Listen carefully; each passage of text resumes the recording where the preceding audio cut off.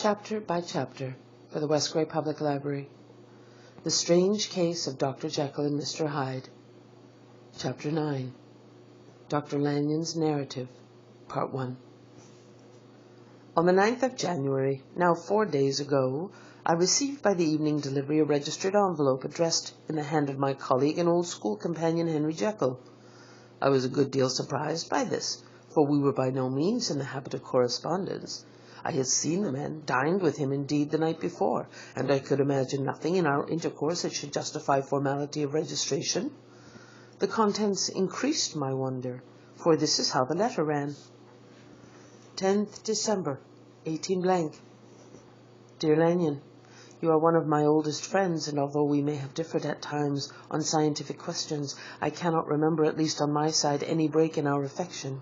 There was never a day when, if you had said to me, Jekyll, my life, my honour, my reason depend upon you, I would not have sacrificed my left hand to help you. Lanyon, my life, my honour, my reason are all at your mercy. If you fail me tonight, I am lost. You might suppose, after this preface, that I am going to ask you for something dishonourable to grant. Judge for yourself. I want you to postpone all other engagements for today. Even if you were summoned to the bedside of an emperor, to take a cab, unless your carriage should be actually at the door, and with this letter in your hand for consultation, to drive straight to my house. Poole, my butler, has his orders. You will find him waiting your arrival with a locksmith. The door of my cabinet is then to be forced, and you are to go in alone, to open the glazed press, letter E on the left hand, breaking the lock if it be shut, and to draw out, with all its contents as they stand, the fourth drawer from the top, or, which is the same thing, the third from the bottom. In my extreme distress of mind, I have a morbid fear of misdirecting you, but even if I am in error, you may know the right drawer by its contents, some powders, a file, and a paper book. This drawer I beg of you to carry back with you to Cavendish Square exactly as it stands. That is the first part of the service. Now for the second.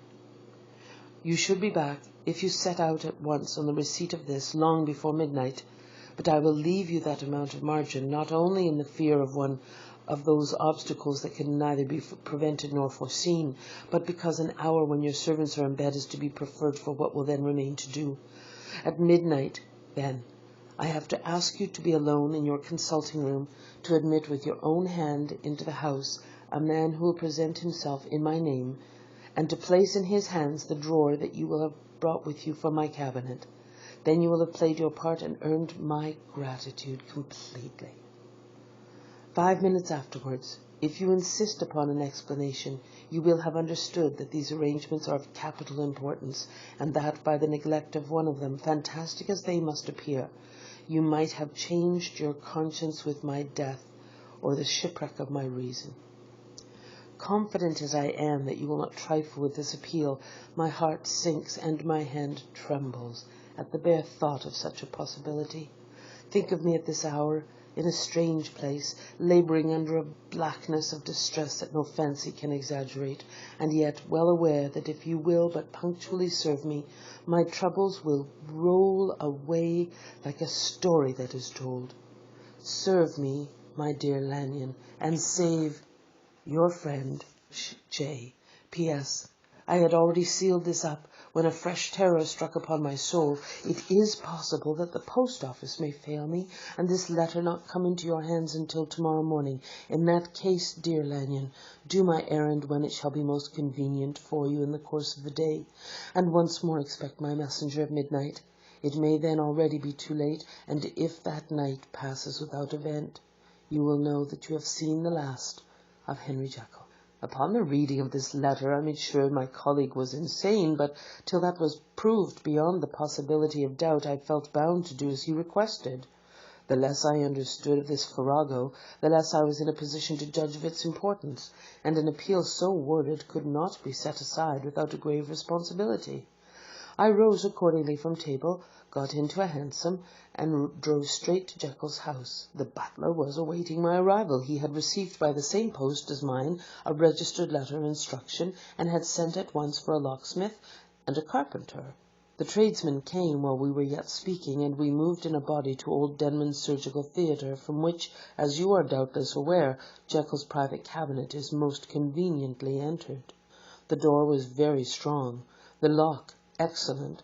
The carpenter avowed he would have great trouble and have to do much damage if force were to be used, and the locksmith was near despair, but this last was a handy fellow, and after 2 hours' work the door stood open, the press marked E was unlocked, and I took out the drawer, had it filled up with straw and tied in a sheet, and returned with it to Cavendish Square. Here I proceeded to examine its contents. The powders were neatly enough made up, but not with the nicety of the dispensing chemist, so that it was plain they were all of Jekyll's private manufacture. And when I opened one of the wrappers, I found what seemed to me a simple crystalline salt of a white colour. The phial, to which I next turned my attention, must have been about half full of a blood-red liquor, which was highly pungent to the sense of smell, and seemed to me to contain phosphorus and some volatile ether. At the other ingredients I could make no guess. The book was an ordinary version book, and contained little but a series of dates. These covered a period of many years, but I observed that the entries ceased nearly a year ago, and quite abruptly. Here and there a brief remark was appended to a date, usually no more than a single word, double, occurring perhaps 6 times, in a total of several hundred entries, and once very early in the list, and followed by several marks of exclamation, total failure. All this, though it whetted my curiosity, told me little that was definite. Here were a phial of some salt, and the records of a series of experiments that had led, like too many of Jekyll's investigations, to no end of practical usefulness. How could the presence of these articles in my house affect either the honour, the sanity, or the life of my flighty colleague? If his messenger could go to one place, why could he not go to another? And even granting some impediment, why was this gentleman to be received by me in secret? The more I reflected, the more convinced I grew that I was dealing with a case of cerebral disease, and though I dismissed my servants to bed, I loaded an old revolver, that I might be found in some posture of self-defense. End of Chapter 9, Part 1. Check for these and other chapters on West Grey Library's YouTube channel.